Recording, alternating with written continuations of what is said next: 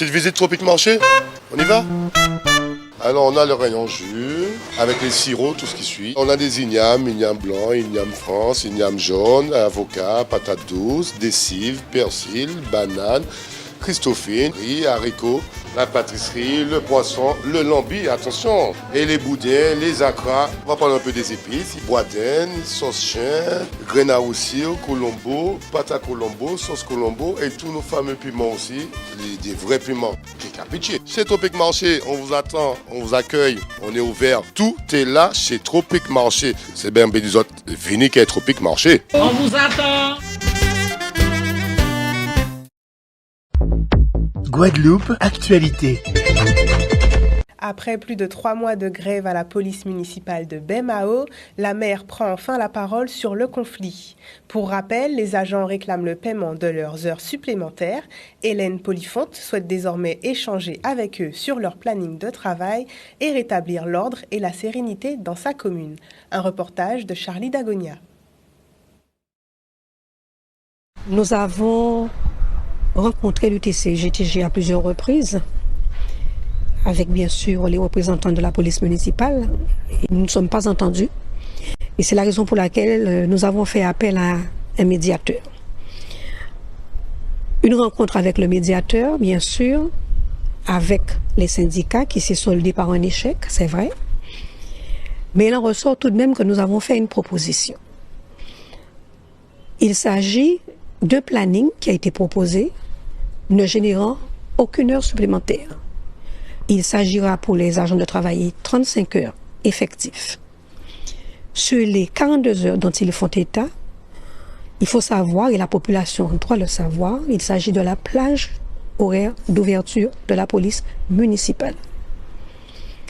S'agissant de l'effectif de la police municipale, aujourd'hui, c'est 44 agents. C'est beaucoup plus de policiers qu'il n'y a de gendarmes à Baie-Mahault. Je prends l'exemple d'un territoire comme la ville des Abîmes, beaucoup plus grande, avec près de 2 fois plus d'habitants, c'est 55 agents. Nous en sommes à 44. Sachant des heures supplémentaires, bien entendu, pendant cette grève, j'ai découvert incidemment, également, que les agents de la police municipale effectuaient 32 heures de travail, payés 35, avec en plus 25 heures d'heures supplémentaires et en plus de la récupération.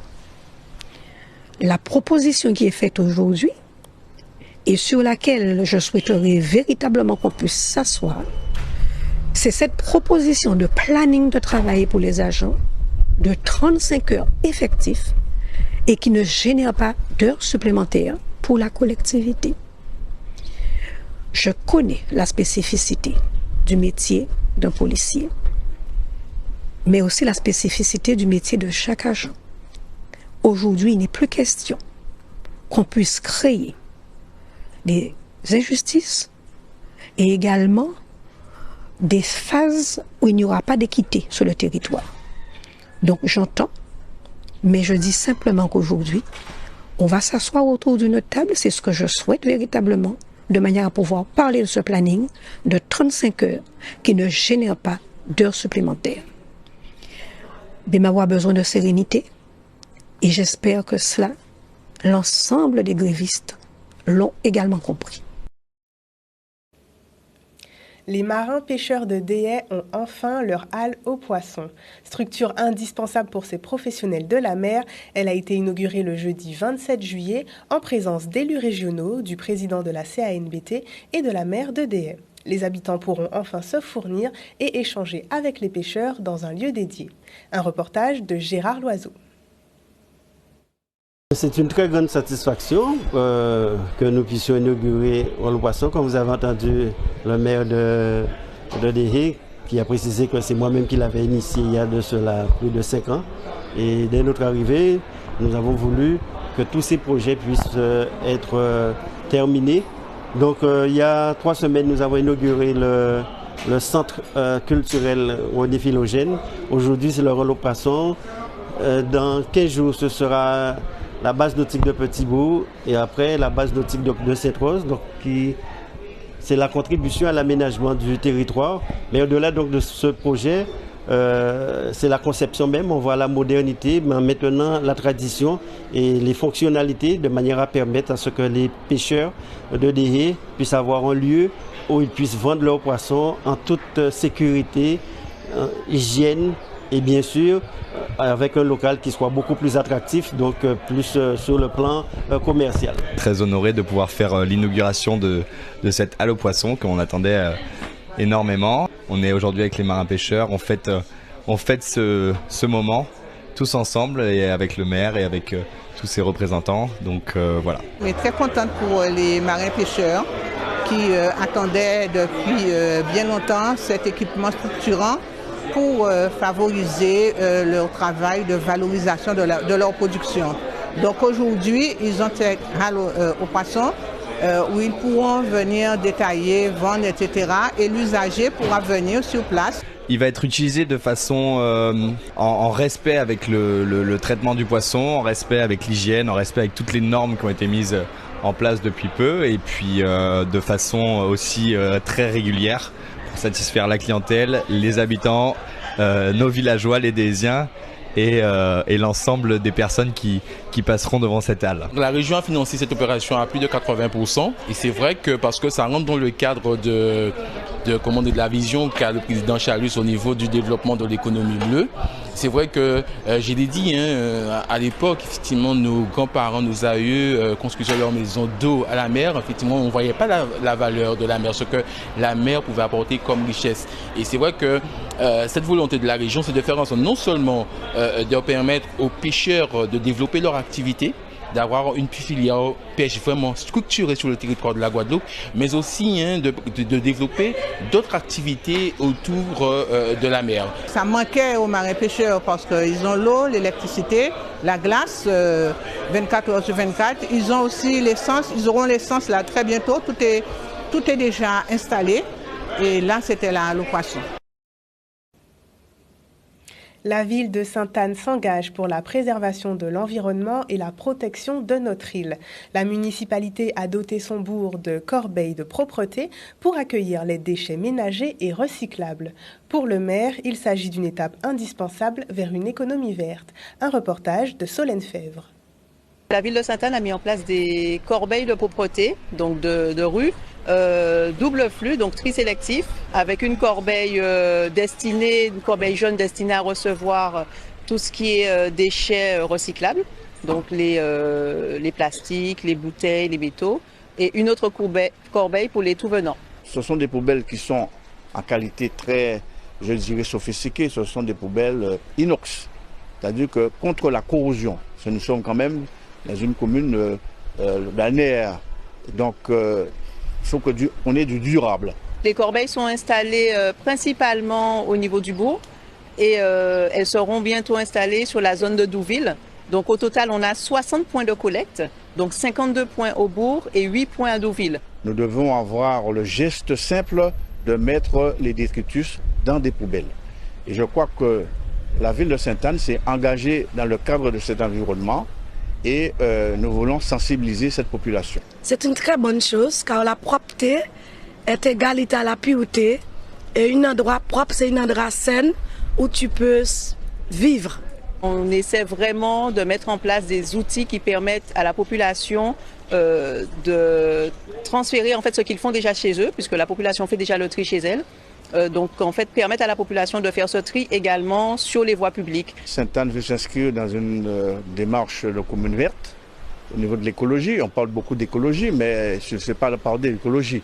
Il faut aussi qu'on se donne les moyens pour rendre la ville écologique. Et je pense que là aussi, compte tenu c'est la fête patronale, j'invite à cette population, les visiteurs, de respecter ce que nous avons mis en place en termes de dispositifs, ce mobilier urbain que nous avons mis à leur disposition. Pour rendre les gestes de premier secours accessibles à tous, le Centre d'activités de jour et d'initiation au travail et loisirs pour personnes handicapées a organisé une formation adaptée. Pendant un mois, ils ont appris les gestes qui sauvent et sont désormais prêts à agir face aux dangers tels des secouristes aguerris. Un reportage de Maxime Morel et Enzo Viviès. Nous avons organisé avec l'Union des sapeurs-pompiers de la Guadeloupe une formation de premier secours. Donc en 10 secours, l'objectif était de valoriser, favoriser leur intégration. Donc cette démarche, cette formation, ça serait une démarche d'intégration, d'inclusion dans la société, dans leur environnement. Et puis porter un autre regard aussi sur les pompiers. Parce que on peut imaginer qu'avec leur handicap, pour certains, ils ont peut-être cette envie, hein, mais bon, avec leur handicap, c'est peut-être pas possible. Donc c'était aussi l'occasion de permettre d'immerger, de plonger justement dans ce milieu et de découvrir un petit peu comment fonctionne une caserne et en même temps d'acquérir des gestes de premier secours s'ils sont demain face à une victime. La formation s'est très bien déroulée, hein, donc le but c'était qu'ils apprennent les gestes de premier secours, donc comment mettre quelqu'un en PLS qui est inconscient, qui respire, comment faire justement une réanimation cardio-pulmonaire, comment appeler les secours dès qu'ils sont face à une personne qui ferait un malaise. Donc le but c'était de justement ne pas les brider, mais de leur montrer vraiment l'ensemble de la formation PSC1, ce qu'on a fait sur un mois en étalant les différentes parties, les différents modules de la formation. Nous avons l'habitude de les initier un petit peu au secours, à la sécurité lorsqu'il y a un incendie ou un séisme. Donc nous avons voulu aller plus loin et les initier également, comme le gouvernement l'a demandé, à ce diplôme de PSC. Souvent on a des idées reçues, hein, on se dit oui ils sont pas capables, alors que oui, la formation s'est très très bien déroulée, ils ont pu faire tous les gestes et je dirais même mieux, on peut compter sur eux pour nous sauver. Quand plaisir rime avec apprentissage, cela donne des vacances pas comme les autres. Pendant 15 jours, des jeunes de Basse-Terre ont participé à des activités sportives et culturelles, ainsi qu'à des ateliers culinaires organisés par l'association Agos. Loin des écrans, ils ont pu se dépenser et prendre soin de leur santé tout en découvrant la Guadeloupe. Un reportage signé Charlie Dagonia. C'est la deuxième année que l'association justement entre dans le dispositif quartier en été. C'est un dispositif qui justement est mis en place par la préfecture région de Guadeloupe. Et cette année, les enfants de l'association ont fait à nouveau cette sortie pendant 15 jours afin de découvrir un petit peu la Guadeloupe, mais surtout aussi de les inciter et de les sensibiliser sur la prévention du surpoids et de l'obésité, comme c'est l'objectif principal de l'association. Pendant les 15 jours, on a visité plusieurs lieux, par exemple des lieux qu'on n'avait pas encore pu pour certains visiter ou aventurer. Il y a le fort d'Elgrès aussi que moi par exemple j'avais pas visité. Ça permet de ne pas rester planté devant la télé, ça permet de bouger. Ce sont des jeunes qui sont connus en fait de la GOS et qui sont accompagnés en fait par la GOS pendant toute l'année. Et en fait on s'est positionné sur un appel à projet de la préfecture, donc quartier en vacances, pour leur proposer en fait au cours du mois de juillet, donc 2 semaines où ils seront dans un programme autour de l'activité physique, la nutrition, la culture. Et du coup en fait les enfants et les familles se sont automatiquement en fait imbriqués dans le programme. On a fait un atelier cuisine, on a aussi fait un bootcamp au fort d'Elgrès. Les enfants ont pu réaliser une fresque avec les repères du PNNS, c'est-à-dire le Programme national nutrition santé. La fresque représente les aliments qu'il faut augmenter chez soi et des aliments qu'il faut aller vers et les aliments qu'il faut diminuer. Mais adapté à nos spécificités, c'est-à-dire que les repères, mais avec la représentation des produits locaux, comme aussi vous pouvez constater sur la fresque, il y a les 3 repères, augmenter, aller vers et diminuer. Du coup, ils ont travaillé, ça les a permis de découvrir les produits locaux, mais aussi de les sensibiliser pour avoir un mode de vie équilibré et sain. J'ai beaucoup aimé parce que ça m'a fait sortir de chez moi et découvrir d'autres villes et d'autres enfants de l'association. Il a fait chaud en ce mois de juillet, peut-être même plus que les mois précédents. Les températures en Guadeloupe et dans le monde étaient plus élevées qu'en juillet 2019, le précédent record de chaleur. Mais alors, que faites-vous pour vous rafraîchir pendant les jours les plus chauds? Des Guadeloupéens ont répondu au micro de Maxime Morel et Enzo Viviès. Chalet, beaucoup de rafraîchir chaud, même monsieur. Encore mettre clim puissance là. J'ai l'impression que c'était plus chaud en juin quand même. Mais le mois de juillet par rapport aux autres années, effectivement, ça a été fait chaud. Quand fait chaud, c'est où? Bien que donc, j'étais pas là, j'étais en vacances, mais quand même, c'est partout, il fait chaud. Alors, je sais pas si c'est le plus chaud, mais en tout cas, effectivement, il est très chaud. Mais la chaleur, on la ressent depuis quand même mai, avril-mai quand même. Il fait beaucoup plus chaud que les mois précédents et que les années précédentes. À part boire beaucoup d'eau, il n'y a pas grand-chose. Hein. Peut-être profiter un peu de la plage et de la rivière. Moi, à la maison, je mets la clim plus le ventilo. Hein. Pour la chaleur, on doit boire beaucoup de l'eau, quoi. Ou sinon, je vais à la plage, je me détonne. Moi, comme j'habite le monde, je ne suis pas loin de la mer, donc bon, il n'y a pas de problème. On est en plein air, donc il n'y a pas de problème. À part peut-être comment on appelle ça, la douche de temps en temps. Mais moi, je suis souvent ce béton et assez souvent, parfois, il n'y a pas d'eau. Alors, vous voyez le problème. Il faut s'y faire. Si on va à la mer, il fait encore beaucoup plus chaud. Moi, je mets une petite serviette avec de l'eau de Cologne. Voilà, je me rafraîchis comme ça. Sinon, il y a le ventilo, la clim, et puis c'est tout. La climatisation, bon, c'est pas très écologique, mais il n'y a pas d'autre choix. Donc, on fait comme on peut. Ils se sont préparés pendant 4 mois. 5 jeunes talents de la ville du Moule ont ébloui le jury du concours de chant. Le Moule a un incroyable talent. Accompagnés en musique par le groupe Urban Tempo, ils ont interprété des classiques de chez nous et nous ont fait découvrir leurs compositions. Conclusion de cette compétition, de belles surprises et des carrières prometteuses en perspective. Les images de Jeff Taylor.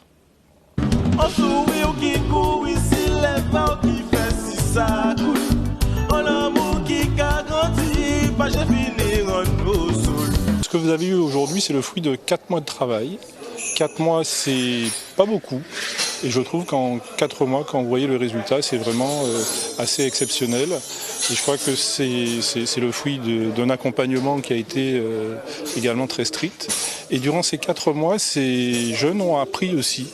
Ils ont appris notamment au niveau de la rigueur, ils ont appris au niveau de la discipline, au niveau donc, de la cohésion aussi.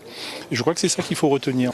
Très très belle expérience, en effet, oui, c'est toujours un plaisir de pouvoir partager, de transmettre. C'est surtout beaucoup de transmission sur ce projet et avec une formidable équipe, Urban Tempo, donc j'ai complètement confiance en musiciens avec qui je travaille, avec tous mes collègues.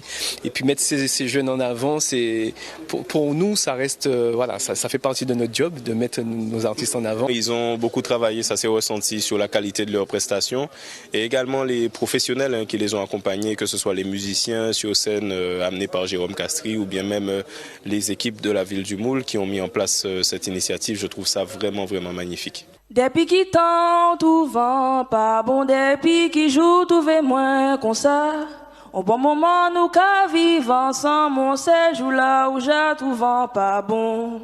J'ai pu avoir des réponses à mes questions et je suis vraiment heureuse. J'ai pu me libérer sur scène, j'ai pu montrer qui j'étais et parce que la musique, ça a toujours été dans mon cœur, alors j'ai pu me lâcher ce soir. J'espère te voir au studio de Step Art Production un de ces jours. Sur le coup, j'avais pas vraiment compris. Et après, le fait que Chris, quand même, qui puisse me dire qu'il veuille de moi dans son studio, ça m'a vraiment fait plaisir. Je suis heureuse ce soir-là. Je montre à la Guadeloupe qu'on peut être une fille et une jeune fille et avoir du talent. Et si on dit quand même mes entends, c'est quand même mes entends l'eau, mais aussi un qui taille. Pas tant qu'un taille. Pour petit moins, tout ça, ça carré sorti, pas sans paix, et puis parler. En fait, comme c'est une première édition et puis je suis un jeune du Moule, comme ils ont dit, issu des quartiers difficiles, donc je me suis dit pourquoi pas, j'ai tenté et puis c'est une nouvelle expérience. J'avais jamais fait du live, donc ça m'a donné de l'expérience et j'ai apprécié, voilà. On espère des projets et puis on espère faire des prestations à nouveau.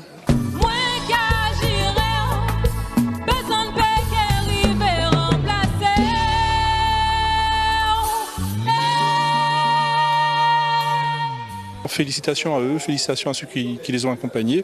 Je vous rappelle que ça se déroule dans le cadre du dispositif des cités éducatives. Et c'est vrai que les cités c'est un dispositif qui concerne les jeunes des quartiers prioritaires de la ville, les personnes de 0 à 25 ans. Et là, on a eu un très très bel exemple de ce qui se fait pour les 16-25 ans. Tout pour installer ou en bas en toi. Qui au mon avenir, je le vois en toi. Baby, romantique en paquet, baby, en là donc pas peine. En plus au paquet, maison pour soigner ta plaie. En détourné en paquet, en pas vrai sortir café. Vous les avez peut-être vus sur nos routes vêtus d'un costume rouge. Les invités que je reçois ce soir vous ont à coup sûr provoqué une ou deux crises de fou rire. Ils sont présents avec moi, messieurs Christian Geoffroy et Pascal Moesta. Bonsoir. Bonsoir. Bienvenue sur le plateau de Canal 10. Je suis ravie d'être avec vous ce soir. Vous avez fait votre retour sur les planches du Casino du Gosier en novembre 2022. C'est bien ça? C'est bien ça. Pour la date, je ne sais pas, mais si elle le dit, ça doit être ça. Si elle le dit, ça doit être ça. Même qu'on est qui t'aura joué. On a bien joué. En tout cas, ce qui est sûr, c'est que vous revenez sur scène le samedi 5 août au Palais des Sports du Gosier à 20h30 pour jouer votre spectacle Braquage à l'Antillaise. C'est ça. Que vous procure ce retour sur une si grande scène aussi, quand même, par rapport à la Guadeloupe? Mais toujours autant d'émotions, hein. Mais que ce soit une petite scène ou une grande scène, c'est toujours beaucoup d'émotions, puisque c'est jouer, c'est ça. Dès qu'on joue, il y a de l'émotion. Donc, que ce soit une grande scène ou une petite scène, c'est toujours beaucoup d'émotions. Donc, c'est être sur scène qui procure beaucoup d'émotions. Tout à fait. Et c'est vrai que, bon, on s'en doute, la pièce de théâtre s'appelle Braquage à l'Antillaise. Oui. Donc on se doute que vous allez vous munir du costume de braqueur. Non, on va pas braquer. Non, c'est une messe, hein, c'est une messe du dimanche. Oui. Du coup, à quoi est-ce que les spectateurs pourront s'attendre? Un braquage à la sauce antillaise. C'est quoi le braquage à la sauce antillaise? Mais c'est-à-dire de mettre tous les ingrédients qu'il faut, tout ce qui existe en Guadeloupe, tout ce qui existe dans notre culture et dans nos coutumes. Ça rentre dans le braquage en fait. Parce que on rappelle que ce sont deux amis qui vont braquer des bricoleurs, des apprentis deux gars qui n'ont aucune expérience dans le braquage et qui ont décidé, comme ça, une lumière, ont décidé, bon allez, nous, on va braquer sans expérience. Donc vous imaginez comment ça se passe. Tout ce qui devrait se passer normalement dans la banque ne se passe pas exactement comme ils avaient prévu. Ouais. Et c'est pour ça que ça devient braquage à l'antillaise. Voilà. Et tellement que c'est pas prévu, vraiment, c'est sur le moment qu'on improvise. C'est beaucoup d'improvisation dans le braquage. Donc, quand on improvise dans un braquage, c'est chaud, hein. Même lorsqu'on regarde un film et qu'on voit un gars qui vient faire un braquage, bon, le gars est approximatif ou le pistolet qui lui tombe entre les mains, derrière son téléviseur, on se dit, il est bas, moi, un braquage, c'est mais c'est pas préparé ça. Donc c'est exactement ça. Oui. Nous sommes en situation où nous sommes des humoristes. Donc, on ne pouvait pas faire un braquage, vraiment un braquage qui se passe dans les règles de l'art. On n'aurait pas pu faire à la française. Ça ne nous ressemble pas. Non, à la française, ça va pas fonctionner. Non, c'est pas pareil. Le braquage n'a pas été réussi. Oui. Non, en créole, il s'y met plus. Oui, en créole, les messes, on montre vraiment. Voilà, c'est-à-dire que c'est des braquets qui prennent mon en otage, mais après, ça y est, quand tu veux pris en otage par ces otages-là. C'est là où le côté loufoque est effectivement de la pièce Braquage à l'Antillaise. C'est-à-dire qu'il y a eu La Casa des Papel, donc, qui a inspiré Jérôme Bricas, qui est l'auteur de la pièce. Donc, il s'est dit, tiens, bon, La Casa des Papel, m'en dit débouga moi là, c'est mais c'était braqué, c'est mais c'était plus fort que ça, c'est mais c'était plus fort que ça. Donc, il a pensé à nous, et véritablement, ouais. C'est mais c'était plus fort, ouais, pour ça, pour plus fort, nous plus fort, mais... Oui, dans la connerie, oui. Dans la connerie, ouais. Nous sommes imbattables. Et vous mettez également justement en avant de jeunes talents dans cette pièce, c'est bien ça? Oui, il y a deux jeunes comédiennes qui jouent avec nous dans cette pièce, qu'est-ce qu'on va dire, qu'ils n'avaient jamais fait de scène, voilà, elles étaient sur les réseaux sociaux et là elles sont avec nous sur ce braquage à l'antillaise. Et justement, elles ont des rôles importants. Parce que le tournant de la pièce, c'est basé sur elle. Très bien. Oui, le rebondissement de cette pièce, c'est basé sur ces deux jeunes femmes. Ouais, quelque part, comme ce sera la dernière, on peut dire, on se fait avoir par les deux jeunes filles. On se fait avoir et comment? Mais il faut venir voir. Comment ça se passe. Comment ça se passe et comment elles font pour prendre le dessus sur les deux braqueurs qui se pensaient vraiment les maîtres de l'art. Oui. D'habitude, on braquer boutique, mais nous, on braquer banque. C'est pas pareil. Là, c'est un autre. Alors, habitué braquer un lolo pour prendre des verrons, mais c'est pas pareil de décider, bon, là, nous arrêter, ça fait à l'huile, là, avec Kassoulé, là, nous pas braquer pour Kassoulé encore. Nous pas braquer, on banque sérieusement. Voilà. Et ça se passe plutôt très mal. Eh bien, on laissera les téléspectateurs découvrir cela. Bien sûr. Donc, c'est une scène qui sera jouée le samedi 5 août à 20h30. La dernière. Au Palais des Sports d'Égosé, c'est la dernière. Donc, n'hésitez pas à prendre vos tickets. 43e représentation. Parfait. Ah, c'était une longue tournée. Oui, une longue tournée. C'est une pièce vraiment qui a eu un franc succès, qui nous a surpris agréablement aussi. Oui, bien sûr. C'est vrai qu'on s'est encore redécouvert après plus de 25 ans. On se découvre à chaque fois sur scène, mais à chaque spectacle, on se découvre. On se dit, il était bon, nous a joué ça. Nous joué ça hier soir, il était bon, soit là. La surprise spectacle pour les spectateurs. C'est pas que pour les spectateurs. Donc, on se fait vraiment plaisir. Mais on remercie véritablement le public guadeloupéen qui nous suit depuis de très longues années, depuis l'époque de Parole Pourrie, et qui ne nous ont jamais laissé tomber. Donc, on a encore un nouveau public, puisqu'il y a cette nouvelle génération où les parents leur ont montré ce qu'on faisait et tout ça, et qui adhèrent à ce qu'on fait. Donc, on a vraiment un public vraiment... Voilà. Avec une tranche d'âge qui partira, on dira, depuis 7 à 77 ans. Voilà. Et qui continue à nous suivre, qui continue à nous témoigner leur gentillesse et qui nous font continuer à faire ce qu'on fait. Et je les remercie. De nous faire confiance, surtout. De nous faire confiance. Et d'ailleurs... Et donc, le pire, c'est que 25 ans nous avons braqué, 25 ans nous avons braqué, c'est bon là, il y a venir aimer ça. Oui, donc, on continue le braquage. O-News Radio sur outremernews.fr.